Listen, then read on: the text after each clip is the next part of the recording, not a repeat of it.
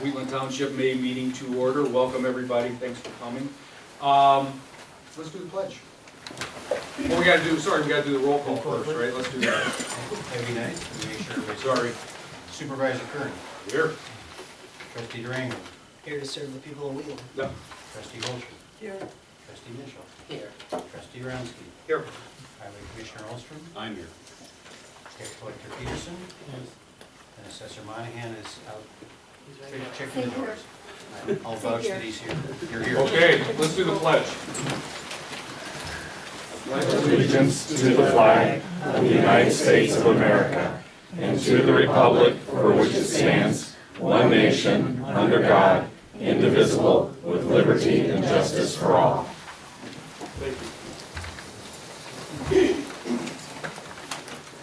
Okay, this is a point of the meeting where we'll take public comment on really any relevant topics for the Wheatland Township Board, except for the public hearing portion of it, which I presume we have people who are going to want to comment on that portion. We're going to go right into that, so there'll be plenty of time to comment on that. So, is there anybody here that would like to comment on any Wheatland Township matter? Go ahead, come on. Any Wheatland Township matters other than the zoning case that we have on the agenda? So is the, State your name, please. first I want to ask you if I'm in the right place though. Is the supervisor's report part of this piece, you mean? So this isn't part of the public hearing, supervisor report stuff, those items are not part of the public hearing. The zoning thing is the public hearing is what you're telling me. Yeah, we're Okay. on public comment right now. Okay. Okay, thank you. My name is Gary Werber, we have a 10S197 Springbrook Drive, and I want to talk about the scattering garden. My partner and I are developing a new plan to better accommodate the requirements of ordinance number 15-01-0, designed to make the scattering garden more marketable, profitable, and attractive at a lower cost with less risk. The new plan renders many of the materials and facts requested of me rather immaterial, but I do want to say that the $9,000 inaccurately labeled as a donation is still available to fund creation of an approved garden, but suggests that it be thought of as an investment rather than a donation. I also question the need for some of the facts requested and even the wisdom in gathering them. It's been suggested that I request meetings to be held with the cemetery board rather than relying exclusively on emails as a means of communication. I did twice early on, but the requests were ignored. Perhaps the request will be easier to fulfill now that the president of the board has already or will retire shortly.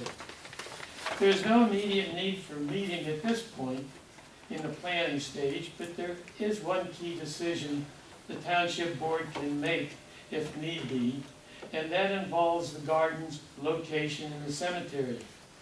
It should be front and center so that its beauty attracts attention and generates interest. Thank you. Thanks, Gary. Anybody else with any comment? Hi, I'm Vicki Polito. I'm a resident of Wheatland Township. I wanted to make a comment about this resolution that's on the docket for supporting Governor Rauner's the Illinois Turnaround Agenda. I heard one of you say that you were here to serve Wheatland, and to me, this is completely inappropriate, not your lookout to do something like this. This is sort of political hackery. You would lose it if somebody supported somebody who was not Governor Rauner in this way in a public meeting. There's no reason for you guys to do a resolution. It's a waste of time, and it leads to my other point, which I've often thought about Wheatland Township generally, is that if you guys have time to waste on silly things like this, it's evidence further that Wheatland Township should actually be working on the dissolution of the township.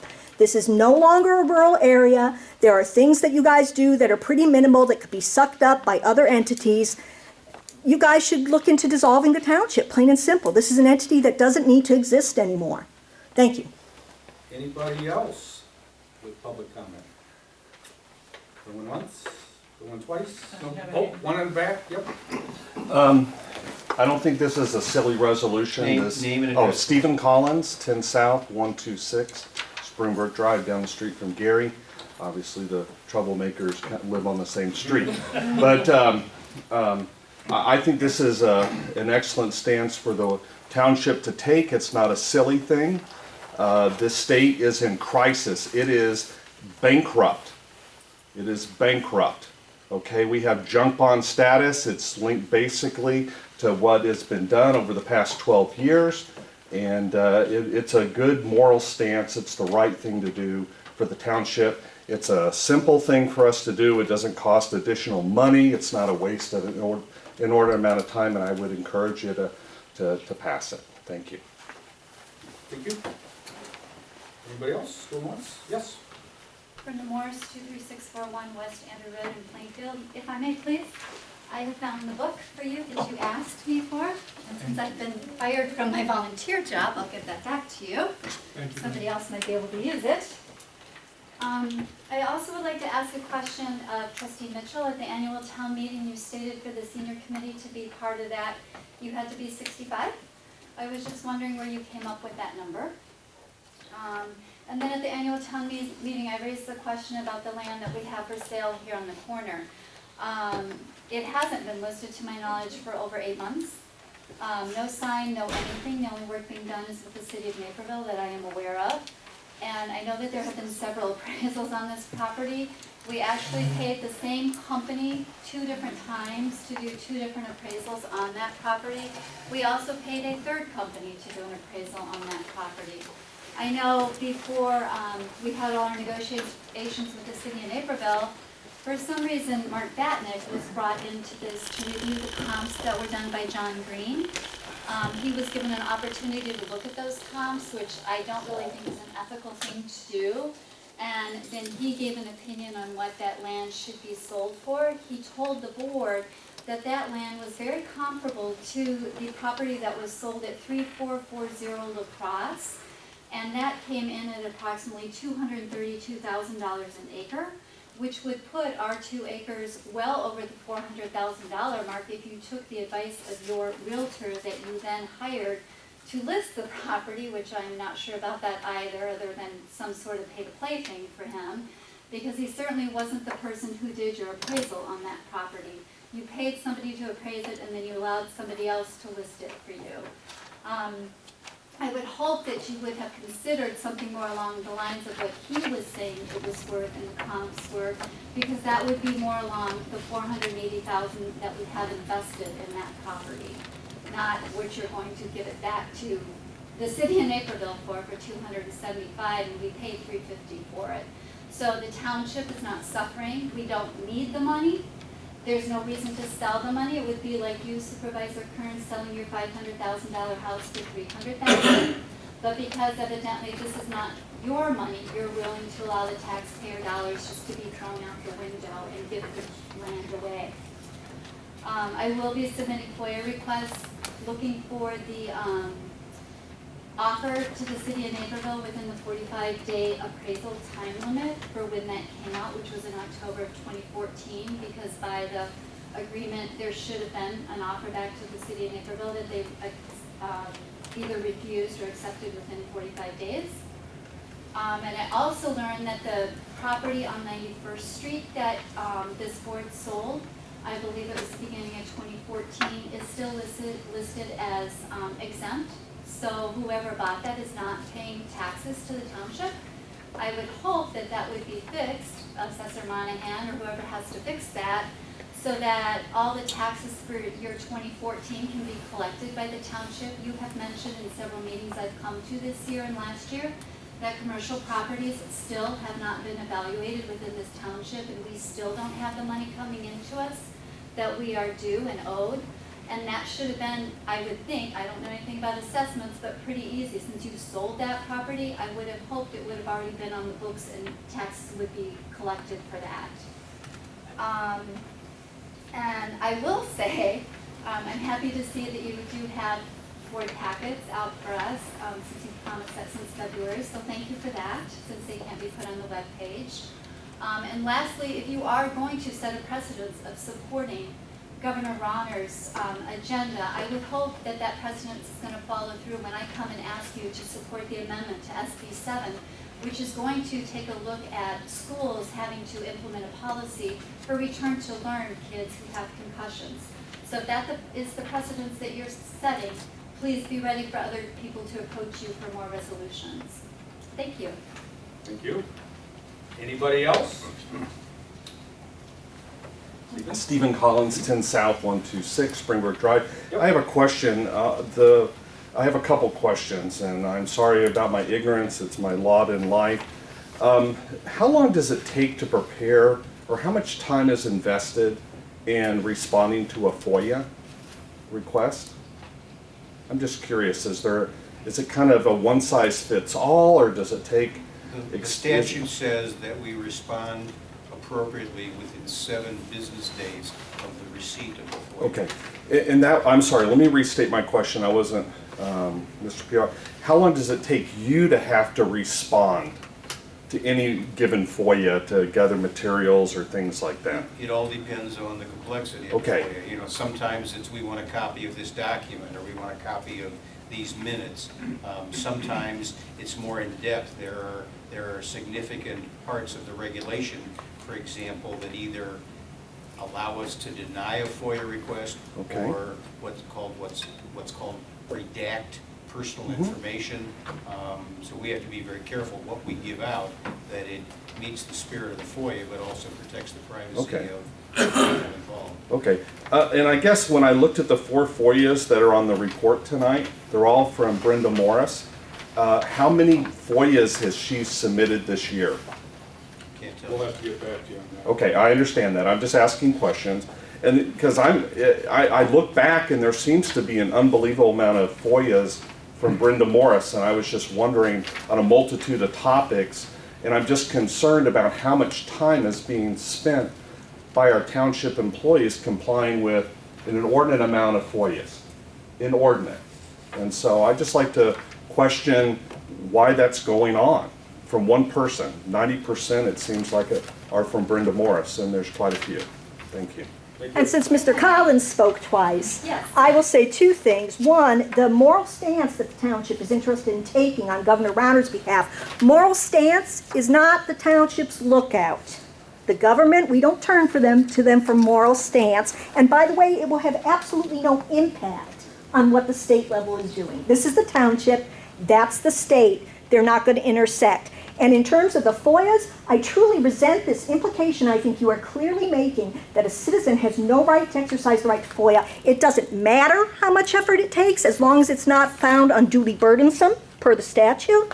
It's the law. And it doesn't make a difference if Brenda does 20 of them in a year or 20 people do 1 of them in a year. They're equal. That's it. Thank you. I was going to make the Okay, same all right, comment. all right, okay. Excuse me. Wait, You all right, let him excuse fight. me. All right, we're not gonna engage in any question and answer anymore, and any further comments, direct them to up here to us, okay? So, Completely. so, agree. Thank you very much. Brenda? Yes, and I agree. It's unfortunate that we have to put through so many FOIAs. I agree with that. I would rather the information be made available to people in an open manner where we can come in and look at information, but as you know, if you research the FOIAs that I've done, you have to schedule time with the clerk, which is very difficult to do because your time is very limited. So for those of us who do work, when you offer somebody, well, you can come in between the hours of 8 and 10 on Tuesday or Thursday, that's when I'm available. For those of us who work, it's very difficult to come in during those times. So if you made the information more available, then we wouldn't have to submit so many FOIAs for information. But because of your lack of openness and transparency, that's why the FOIAs must be submitted. And I do believe, if I'm not mistaken, Mr. Collins is your representative for the insurance. He's brokering the insurance for the people, right? Or correct? I apologize for that, my mistake. So I'm not sure what he has against me. I don't know this man, but I would appreciate in the future if you would stop people a little sooner when they're trying to degrade somebody else. Thank you very much. And I apologize to everybody else who was here that had to hear that, All right. because normally nobody's here. Thank you, Brenda. Okay, now we're going to move into the public hearing portion of the meeting. And let me just give a little background here as to what we're doing. A number of you have heard about a proposed zoning change, and maybe have seen this 3-page document that came from Will County. This is all we've seen also with the township board. And we were apprised several weeks ago that there was a request for a zoning change on the property in question, 25657 West Route 30. And the only thing that we were aware of is that the request says that the purpose of the request to enable the petitioner to open a facility close to their customers for asphalt and concrete paving, coating, striping, patching, and maintenance business. That's all we know. So we are not really involved ourselves at Wheatland Township in the zoning business. That's all done down at Will County, and we have no authority on that. They simply asked us to weigh in. And they also want the residents to weigh in. So that's why we're here. So there is a hearing that is scheduled down in Joliet on June 2nd at 6:30 p.m., the Will County office building. But in the meantime, we invited the attorney, Mr. Dick Cavanaugh. Thank you for coming tonight, Dick. And hopefully he'll be able to shed some light on this project, because I think we need some. So what I was hoping is that Dick could give us maybe a little background as to, what's going on, what's the property used for now, what's the zoning, what exactly does the petitioner want to do with the parcel, what type of trucks are going to be used, how many trucks, etc. And then after Dick gets a chance to do that, then let's weigh in with some questions from the audience, because I'm sure you'll have some. So when we get to that point, just raise your hand and state your name. And so anyway, Dick, if you could. Chuck, thank you. My name is Richard Cavanaugh. I'm an attorney. My office is at 111 North Ottawa Street in Joliet. And my telephone number at the office is 815-727-4511.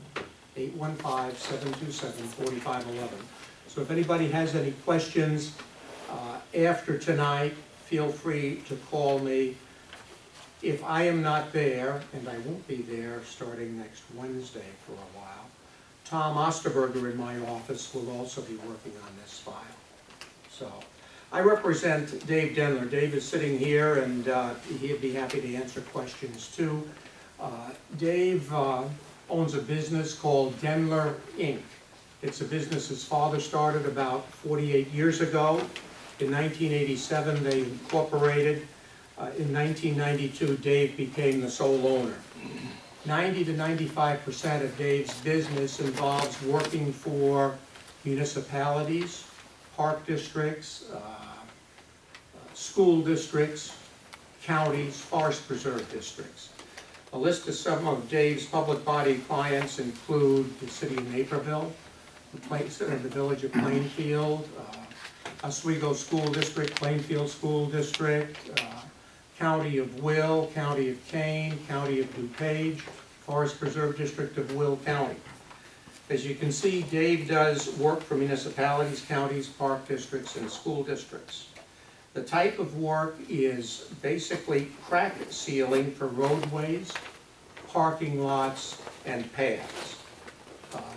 Just at our last Forest Preserve Board meeting, the Forest Preserve District awarded Dave a contract for patching some of the paths that go through the forest preserves. Basically, what he does is he seals the cracks or seal coats parking lots, and he restripes parking lots. He uses rubberized material for crack sealing and also fiberized liquid asphalt. So those are the materials that Dave uses. Right now, he's located on a 1-acre parcel in Mokina. I went over there this morning just so that we could give people an idea of what it's like there, what the equipment is. This is let me move this way. Well, I've got 9 pictures, so one. We can share it. Yeah, we'll spin around, yeah. This is a picture from Dave's, just pass it around and, you know, if anybody wants to throw it out or tear it up, that's fine too. But that's a view from the corner where Dave's office is to the southeast. He's on 100 and what? I'm right off 104th Avenue, just south of 91st Street. This is a picture from the same point looking directly south. The reason why I'm showing you this is because I want people to understand that this is not an obtrusive type of business. This Is is, this, I'm sorry, is this you in don't town with the house? see his business. Okay. That's a residence across the street.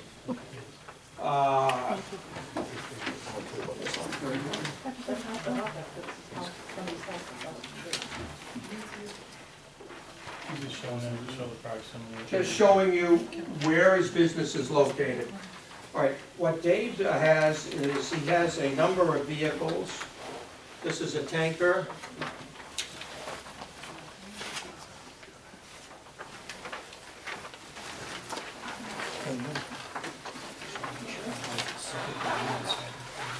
This is a box truck.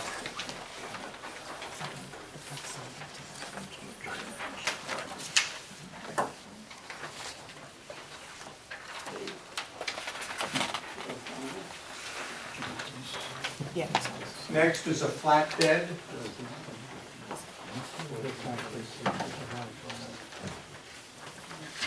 Did you see the fascinating of the blue truck?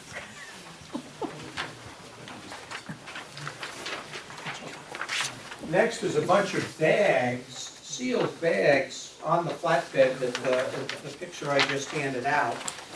And what the sealed bags contain is a material which is going to be fired up, melted on site, and then used to seal cracks On the job site. on the job site. That's the machine that fires up, melts, so that they can use it, the rubberized material on the job site. So that's what he does.